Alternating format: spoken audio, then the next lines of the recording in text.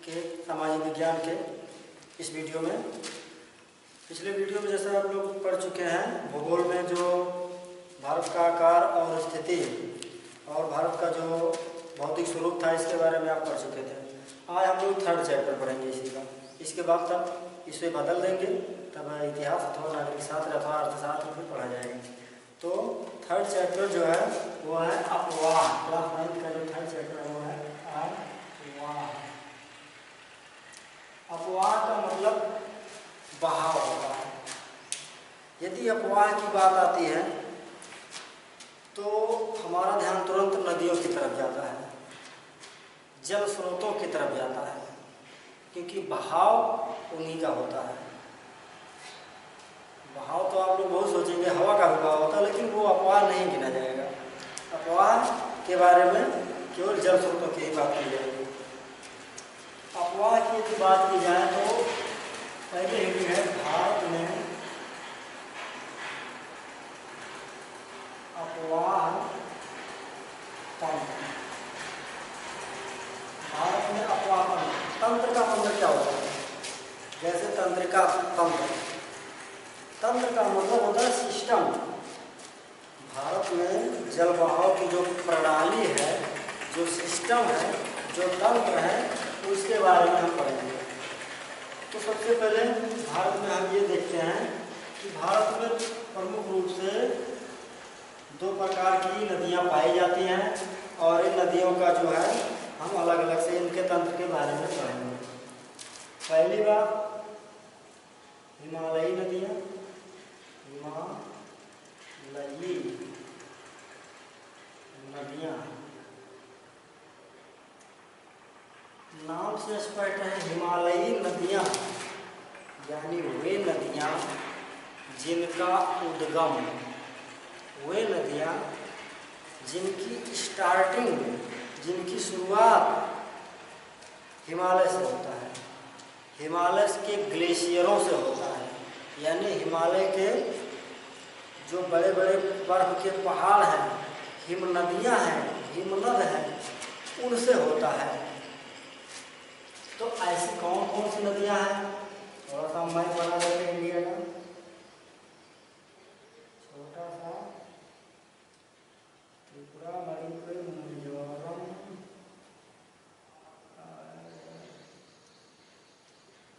ये इंडिया का मैप।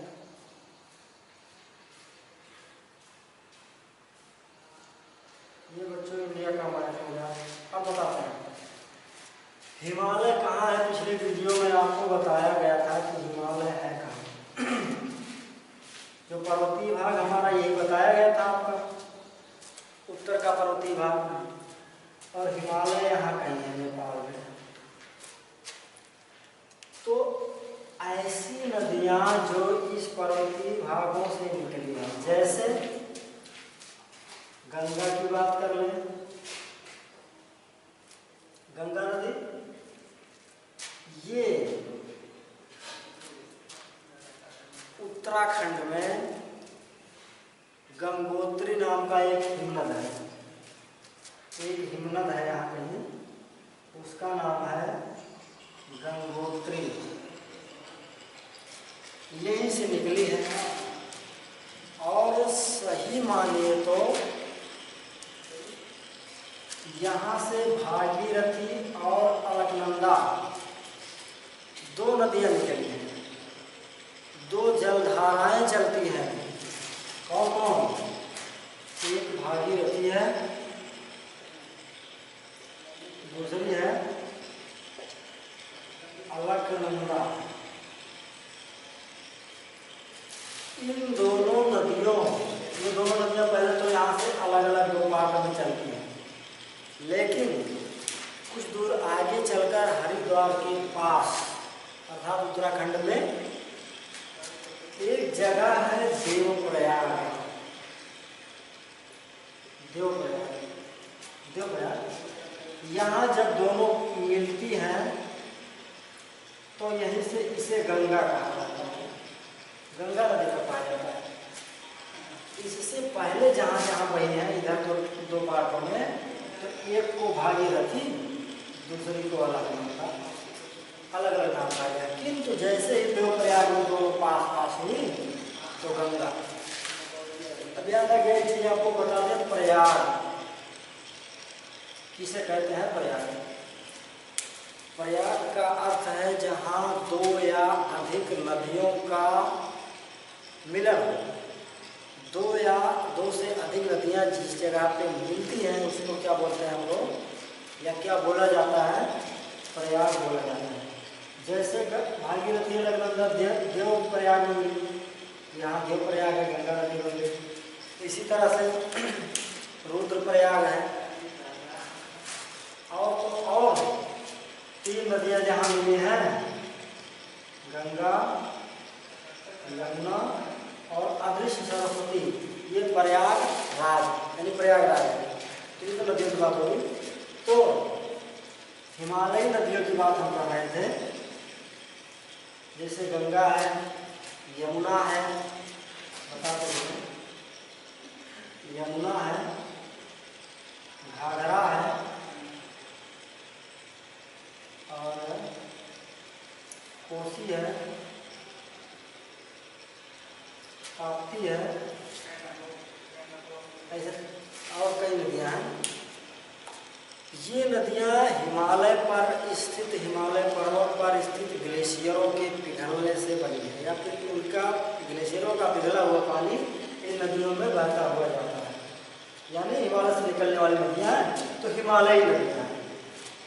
एक विशेषता जान लीजिए, ये नदियाँ वर्ष भर जल से भरी रहती हैं, यानी कि पूरे साल भर इन नदियों में पानी बहता रहता है, कभी सूखता नहीं है। कौन सी नदियों में? हिमालयी नदियों में। तो अपवाह की अब हम बात कर रहे हैं, तो जो गंगा नदी यहाँ से निकली गंगोत्री हिमनद से, इस नदी का यानी कि हमारी राष्ट्रीय नदी का जो बहाव क्षेत्र है, अपवाह माने बहाव, यानी कि कितना अधिक स्थान में वो बहती है, कितना ज़्यादा जगह लेकर बहती है, वो उसका अपवाह है। जैसे गंगा नदी का अपवाह भारत में सबसे ज़्यादा है। सबसे अधिक अपवाह क्षेत्र किस नदी का है? तो वो है गंगा नदी। भारत की बात यदि की जाए तो भारत में सर्वाधिक अपवाह वाली जो नदी है वो गंगा नदी है।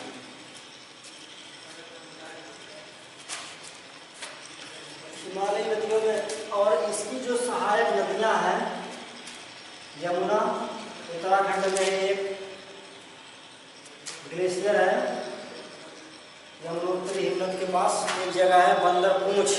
ये तो हो गई गंगा नदी तंत्र के बारे में। गंगा के बारे में हो गया, यानी गंगा और उसकी सहायक नदियों के बारे में, कितनी भूमि ये घेरती है, कितनी जगह में ये बहती है। उसके बाद थोड़ा सा जान लेते हैं सिंधु नदी तंत्र के बारे में। सिंधु नदी तंत्र के बारे में कहने का मतलब सिंधु के साथ साथ कौन सी नदियाँ बहती हैं। और इंडिया में बात की जाए तो व्यास है,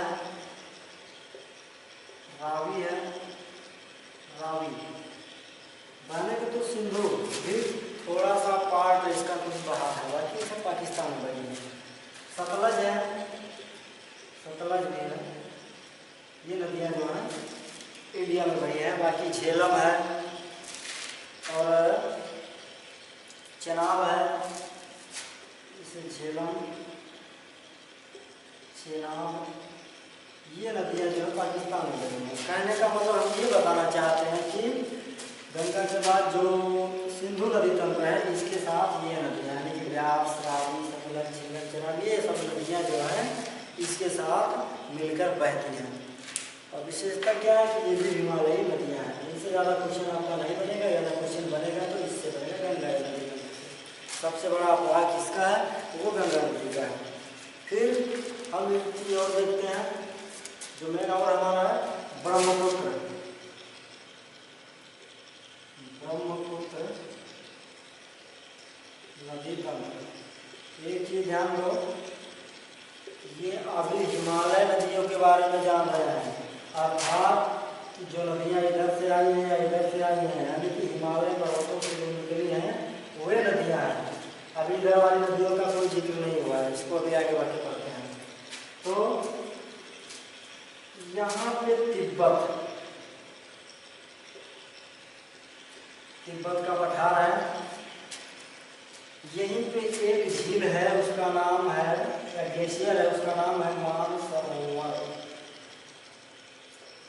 यहाँ से ब्रह्मपुत्र नदी का उद्गम होता है, यानी कि ब्रह्मपुत्र नदी का स्टार्टिंग होता है। ब्रह्मपुत्र नदी यहाँ से बनी है और यहाँ से चलने के बाद देखिए ध्यान रखिए, तिब्बत में इसको सांगपो नदी के नाम से जाना जाता है। सांगपो, तिब्बत में सांगपो नदी कहा जाता है किसको? ब्रह्मपुत्र को। तो यहाँ ये असम में, आपके यहाँ असम से होकर बहते हुए बांग्लादेश में प्रवेश कर जाती है। तो खैर जानिए, जो ये ब्रह्मपुत्र नदी है, ये इसका उद्गम तिब्बत के पास मानसरोवर हिमनद से होता है, इतना जानना है। और एक चीज और जानना है, विश्व का सबसे बड़ा नदीय द्वीप, द्वीप क्या होता है? द्वीप इंग्लैंड, आप लोग इंग्लिश मीडियम वाले पढ़ चुके हैं। तो सबसे बड़ा रिवर आइलैंड यानी कि लार्जेस्ट रिवर आइलैंड, यानी कि सबसे बड़ा नदी द्वीप जो है वो ब्रह्मपुत्र नदी का है। ब्रह्मपुत्र नदी सबसे बड़ा द्वीप जो है बनाती है, नदी द्वीप, सागरी की बात नहीं हो रही। और वो है कहाँ? असम, आपका यहाँ है।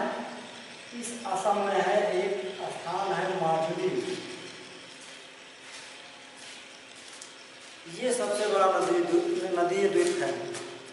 चारों तरफ इसके ब्रह्मपुत्र नदी है, बीच में खेती होता है, घर है, बाजार है और लोग वहाँ जो है नाव के माध्यम से जाते हैं। तो जो हमारा मेन था, मुख्य था, वो हिमालयी नदियों में गंगा और ब्रह्मपुत्र। आपके पेपर के लिहाज से गंगा और ब्रह्मपुत्र, बाकी सिंधु नदी तो है ही। ये हिमालयी नदियाँ थी। इसके बाद हम देखते हैं प्रायद्वीपीय नदियों के बारे में। प्रायद्वीप क्या होता है हम बताए हैं आपको, मुझे याद है पिछले वीडियो में आपको बताया गया था प्रायद्वीप कहते किसे हैं। जो तीन तरफ से जल से घिरा हो वही क्या है? प्रायद्वीप है। इधर जल, इधर जल, इधर जल।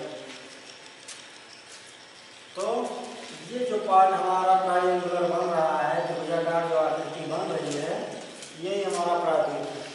यही हमारा भारत का प्रायद्वीपीय भाग है। इसकी नदियाँ पहले तो ये जान लीजिए, प्रायद्वीप ये नदियाँ या नदीतम बात हो जाएगा। इन नदियों के बारे में जानिए कि ये नदियाँ वर्ष भर प्रवाहित नहीं होती हैं। इन नदियों में यानी कि प्रायद्वीपीय नदियों में पूरे साल भर पानी नहीं बहता है। क्यों? क्योंकि ये नदियाँ, इधर की नदियाँ मानसून पर आधारित होती हैं।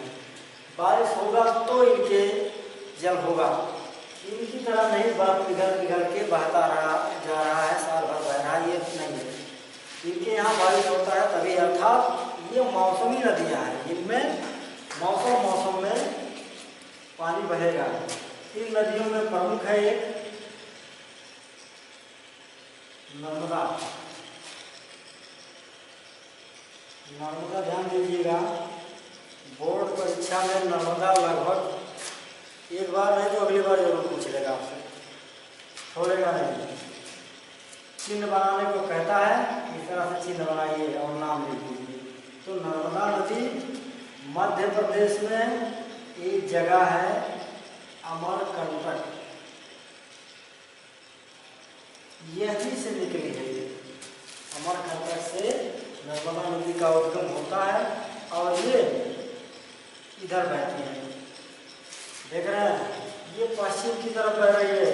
बाकी नदियों के बारे में आपने जाना होगा, सुना होगा कि पूरब की तरफ प्रवाहित होती है। गंगा हो, यमुना हो या घाघरा हो, राप्ती हो, तो ये सब नदियाँ पूरब की तरफ प्रवाहित होती है। लेकिन ये नदी जो नर्मदा है आपकी पश्चिम की तरफ बहती है।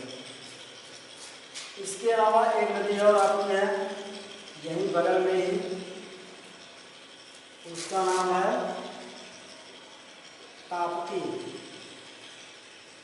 एक चीज बता दें आपको, एक नदी गोरखपुर में बहती है, उसका नाम है राप्ती, और ये क्या है, ये ताप्ती है।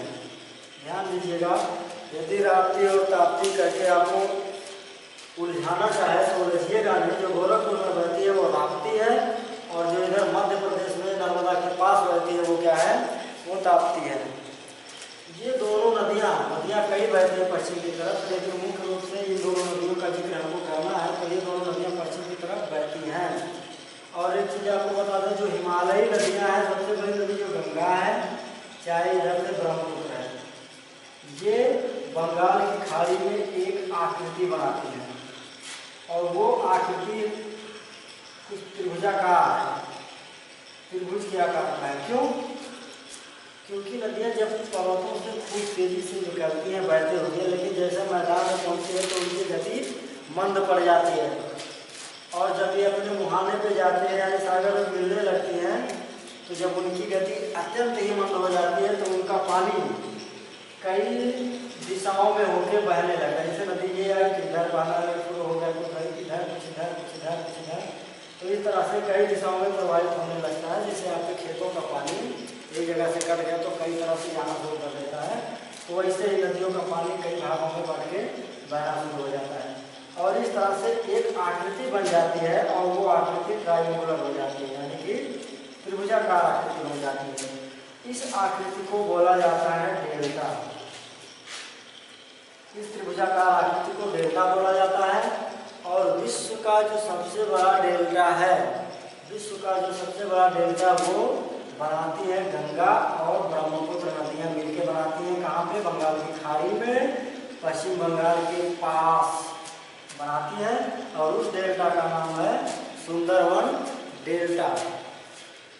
तो विश्व का जो सबसे बड़ा डेल्टा है वो है गंगा ब्रह्मपुत्र का डेल्टा, या फिर यूँ कहिए कि सुंदरवन का डेल्टा। इसी जो जानिए सुंदरवन डेल्टा, सुंदरवन क्यों कहते हैं इसको? यहाँ पे इस स्थान पे एक वृक्ष होता है जिसका नाम है सुंदरी। ये पेड़ अधिकांश यानी कि ढेर सारी संख्या में, बहुत सारी संख्या में पाया जाता है, इसीलिए इसको सुंदरवन कहा जाता है, और ये डेल्टा जो है वो सुंदरवन डेल्टा है।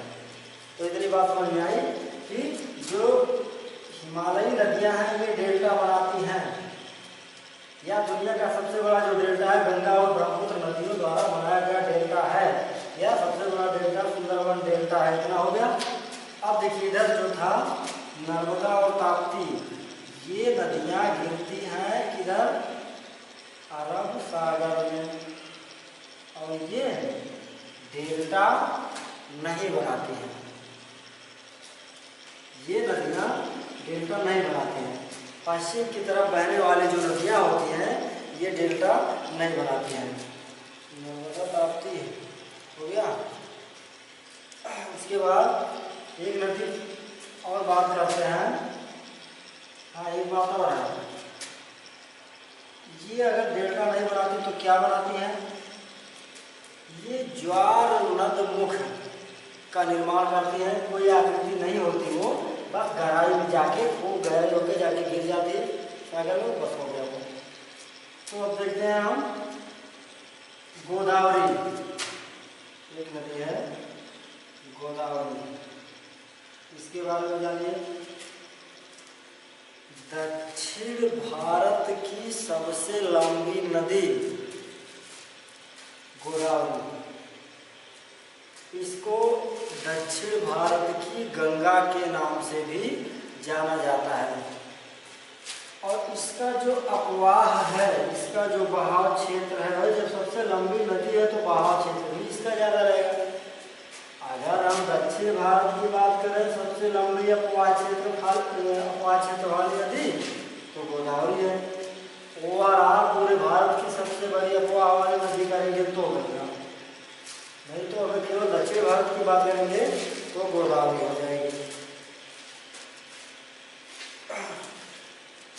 गोदावरी, इसकी कुछ सहायक नदियां हैं। पूर्णा है, एक नदी है पूर्णा, वर्धा है और मंजरा है। जानना है इसको, लेकिन इससे भले अगर भूल सकते हैं आप, लेकिन इसे मत भूलिएगा कि सबसे बड़ी जो अपवाह बनाती है वो दक्षिण भारत की, वो गोदावरी नदी है। इसके अलावा कृष्णा है, कावेरी है, महानदी है। इसको मैं बता देते हैं साथ में। जो महानदी है आपका उड़ीसा में है, कावेरी दक्षिण भारत सबसे ज़्यादा अधिक दक्षिण में कावेरी है। ठीक, इतना हो गया। अब हम लोग आगे वाले हेडिंग पढ़ेंगे झील। इसको झीलें।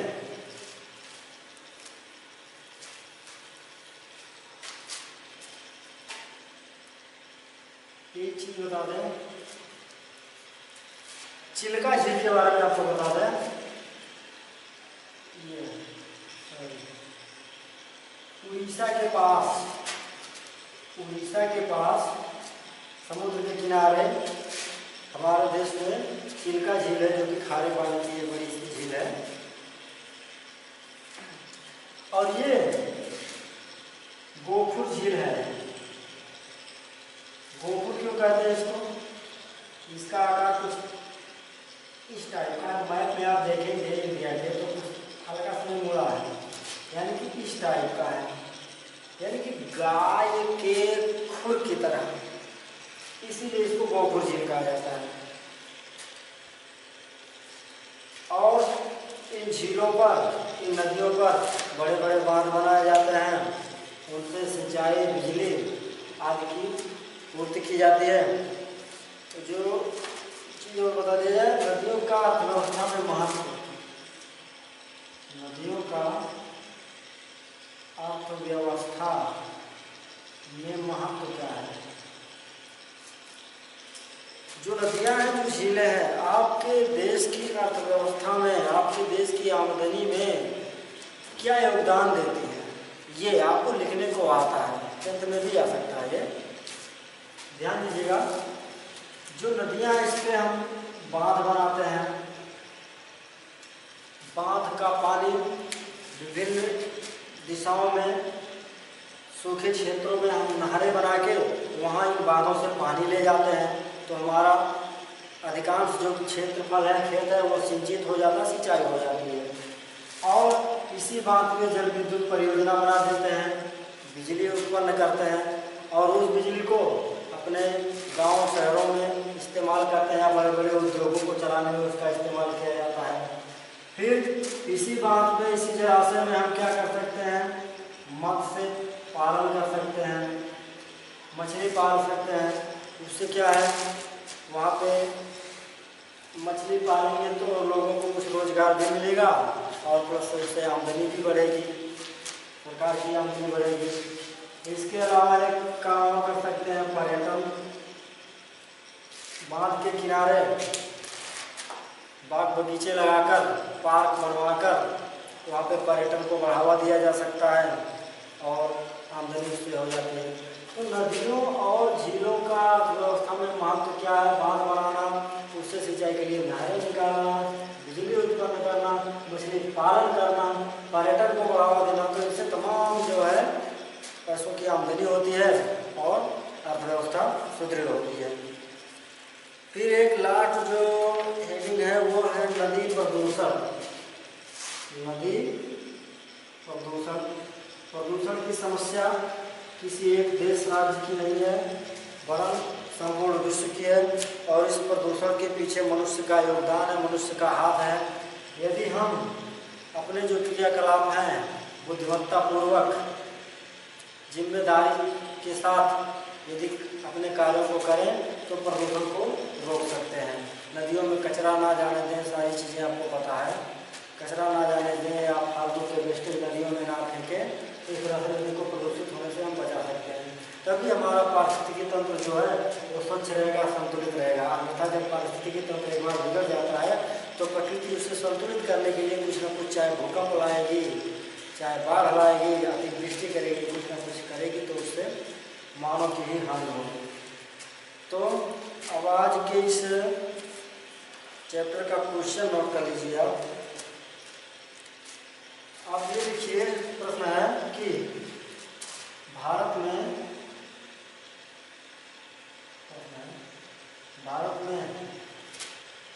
सबसे बड़ा अपवाह तंत्र किस नदी का है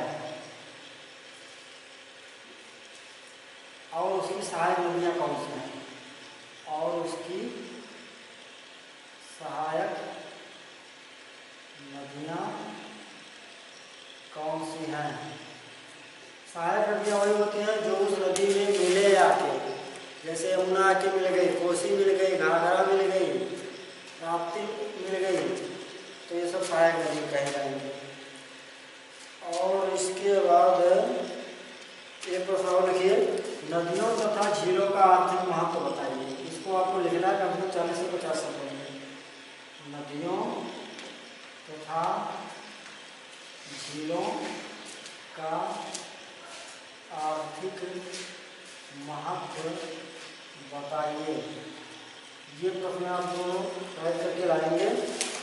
और हाँ, ये भूगोल का पार्ट इस वीडियो के बाद नहीं जाएगा। अब अगले पार्ट में हम या तो इतिहास पकड़ेंगे या फिर नागरिक शास्त्र अथवा अर्थशास्त्र, क्योंकि इसमें 6 चैप्टर हैं, तो 6 चैप्टर का 3 आपको बताया जा चुका। और अब अगले वीडियो में हम जो है वो संभव इतिहास लेकर आएंगे। इसी के साथ आज का वीडियो एंड होता है।